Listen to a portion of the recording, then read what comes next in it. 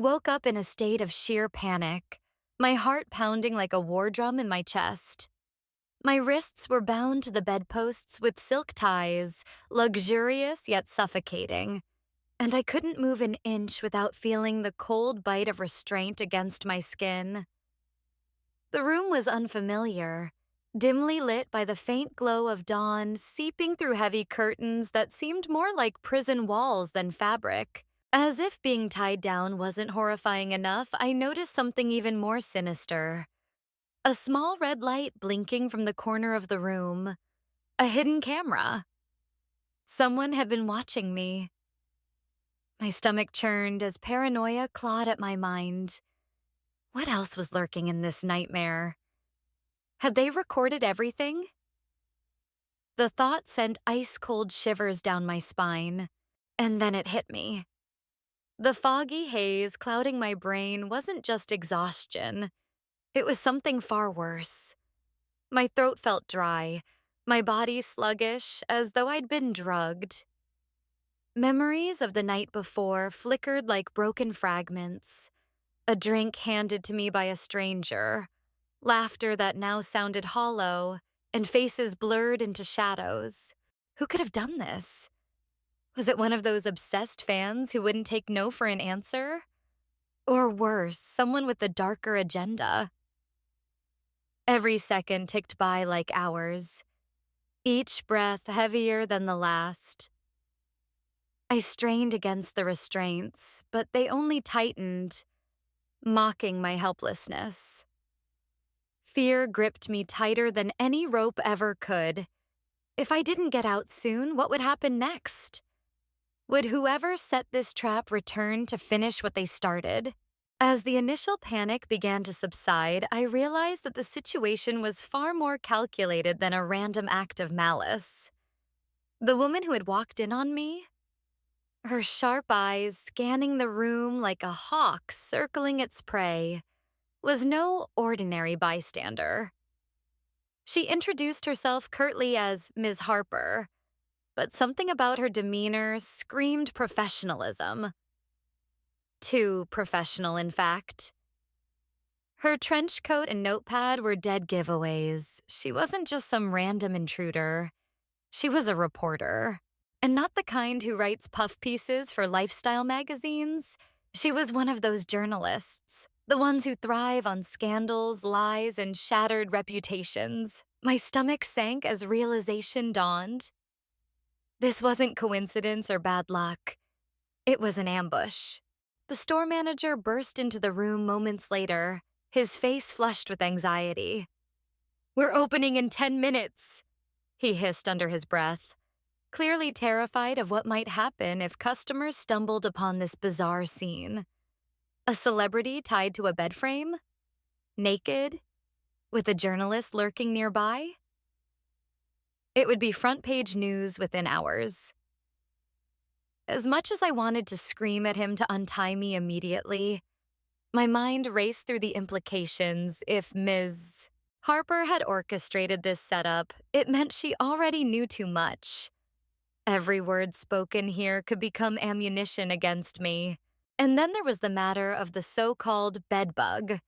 When the manager mentioned it earlier, I thought it was just another layer of humiliation. A way to keep me quiet while they dealt with whatever mess I'd landed in. But now, looking closer at the device Ms. Harper held up triumphantly, a tiny black gadget half hidden beneath the mattress, I understood the true horror of the situation. That wasn't a bedbug, it was a listening device, paparazzi-grade surveillance tech, planted deliberately to catch every whispered confession, every panicked plea for help. They weren't just after photos anymore. They wanted dirt, dirty secrets, something juicy enough to ruin careers and lives. See, Harper smirked, her lips curling into a predatory grin. "So," she said smoothly, flipping open her notebook. "Let's talk about last night. Who slipped you those drugs? How did you end up here? And most importantly," she leaned closer, her voice dropping to a conspiratorial whisper, Who else knows? Her words hit me like a punch to the gut. Did she think I was part of the scheme? Or worse, did she believe I had something to hide? Before I could respond, the sound of footsteps echoed from outside. Customers were arriving early. Panic surged through me again. If anyone saw me like this, my career would be over before I even had a chance to explain. The tension in the room reached a breaking point when the supposed fan revealed his true intentions. His overly enthusiastic demeanor cracked like cheap paint, exposing the cold calculation beneath. "You think I'm just some obsessed admirer?" he sneered, pulling out a crumpled photo of me from his pocket. It wasn't an ordinary autograph request, it was evidence. Evidence that I'd been careless, reckless even. My face burned with shame as I realized what this meant. My identity, once a shield against anonymity, had become a weapon turned against me. The man waved the picture around triumphantly, shouting loud enough for anyone nearby to hear. "See, this is him, the one who owes us." Debt collectors? Of all the complications possible, this was the worst-case scenario. A group of burly men pushed past the store manager and surrounded me, their expressions unreadable but undeniably menacing. One of them held up a document, a contract with my signature scrawled at the bottom. "You borrowed heavily," he said, his voice low and deliberate.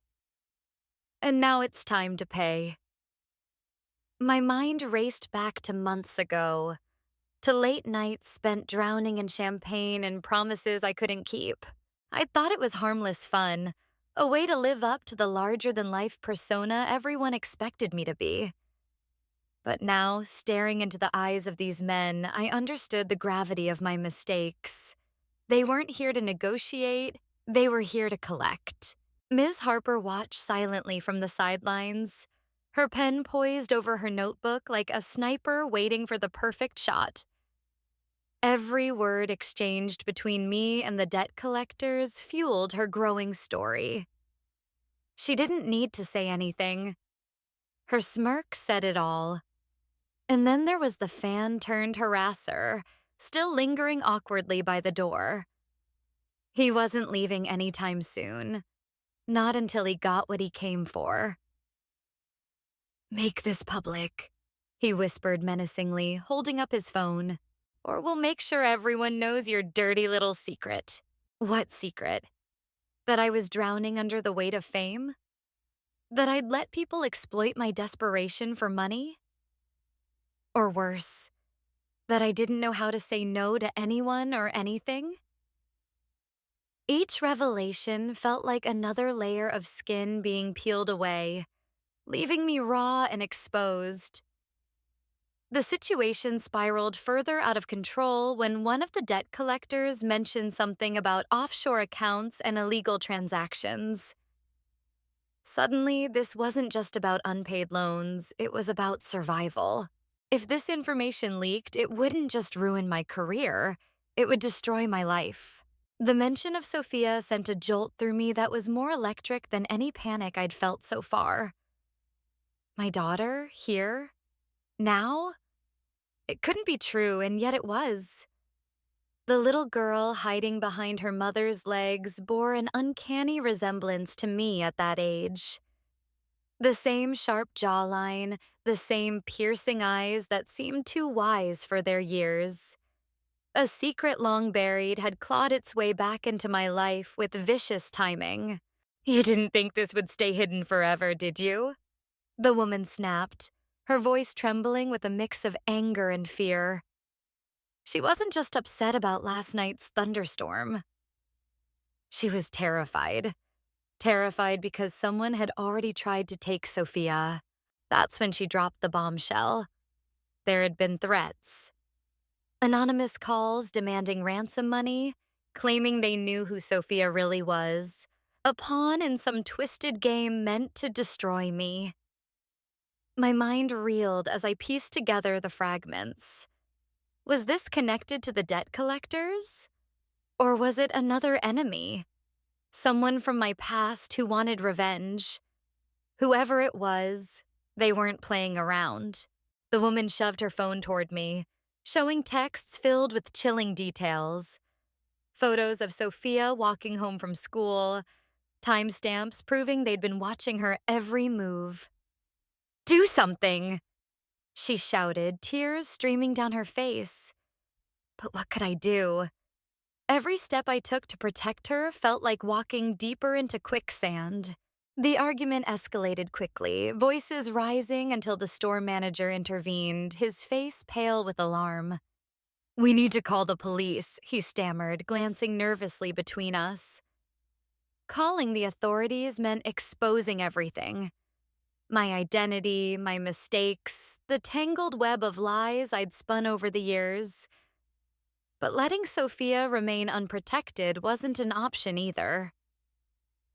As we dialed 911, Ms. Harper appeared again, her notebook ready to document the chaos. This time, though, she hesitated. Something flickered across her face. Guilt? Sympathy?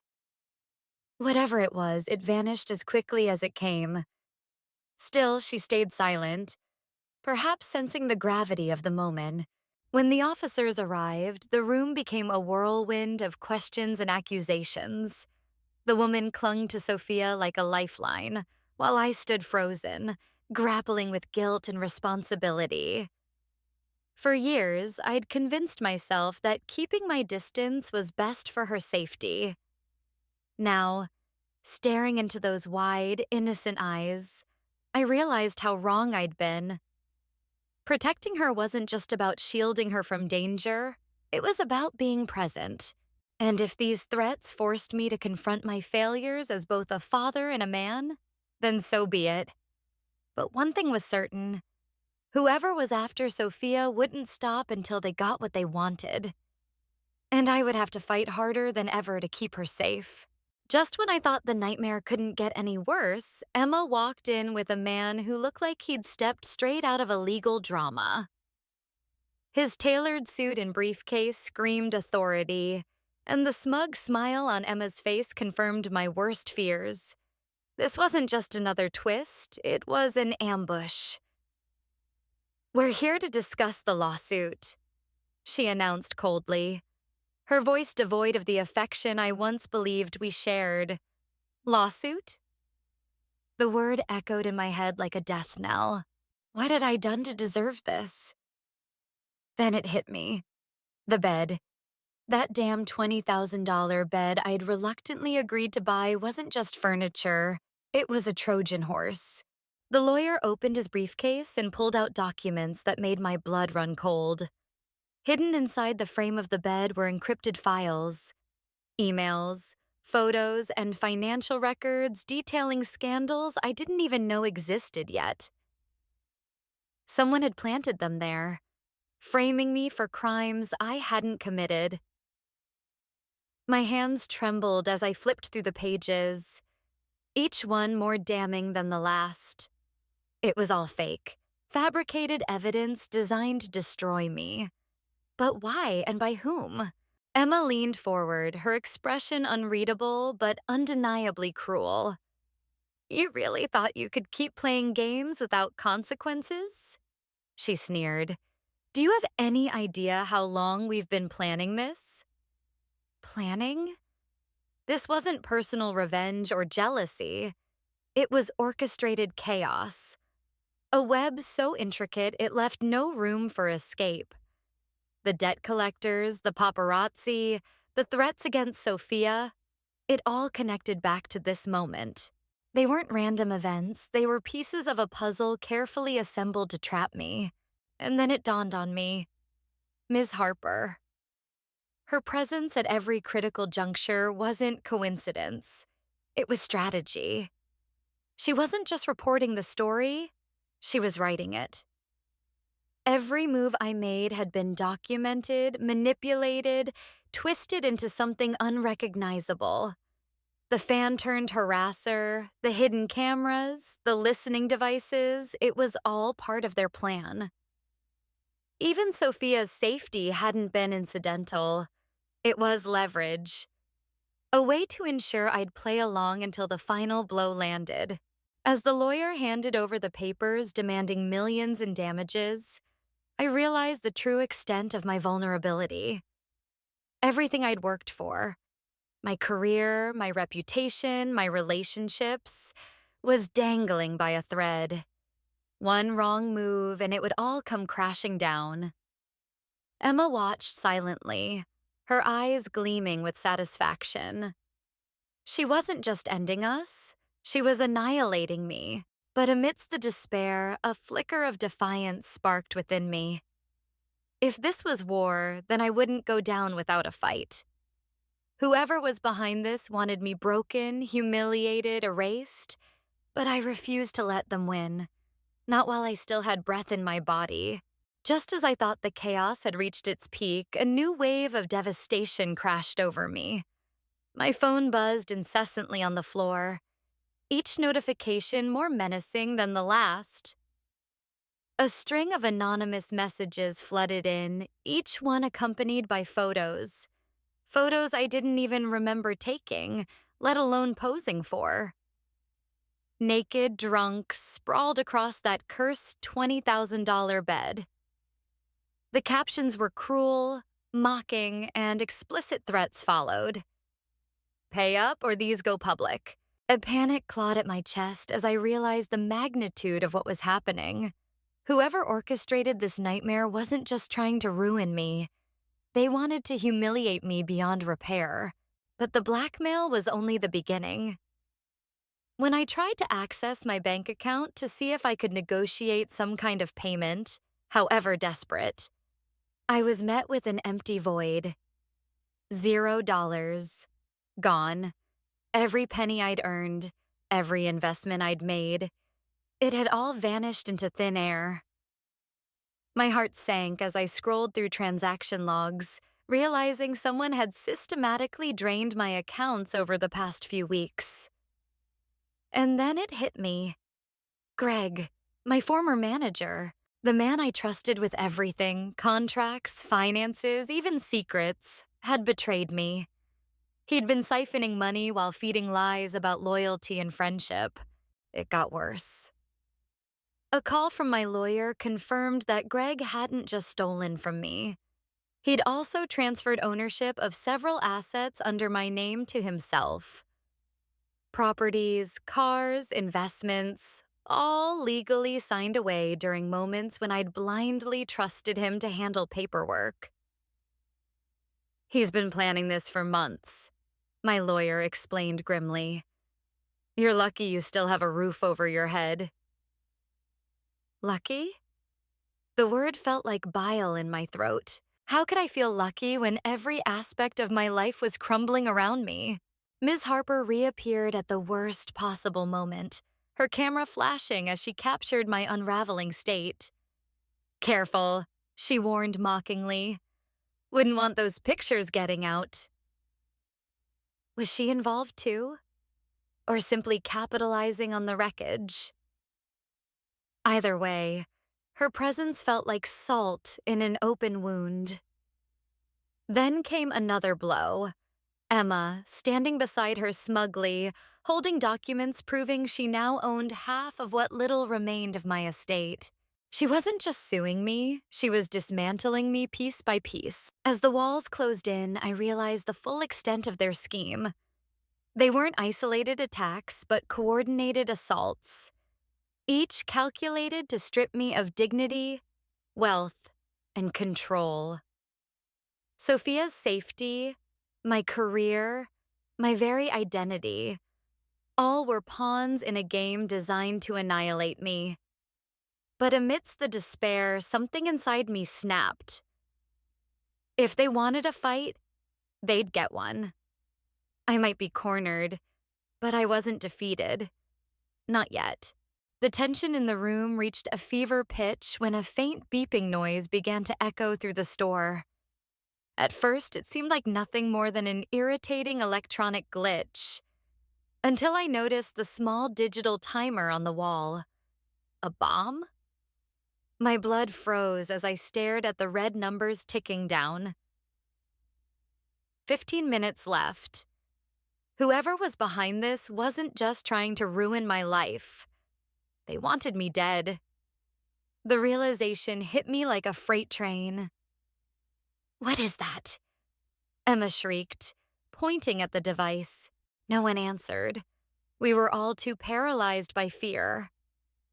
Then, as if things couldn't get worse, the front door burst open, and a group of men dressed in black stormed in, their faces masked and their intentions clear.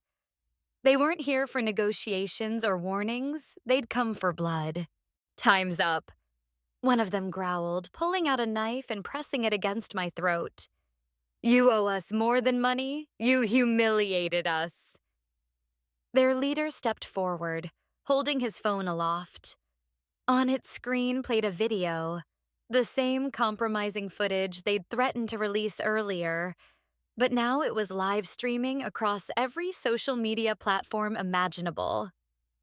Naked, drunk, sprawled out on that cursed bed, thousands of eyes watching, judging, laughing. My humiliation had become public spectacle, and there was no escape. Ms. Harper stood nearby, filming everything with a predatory grin. Was she part of this too? Or simply documenting my downfall for her next exposé?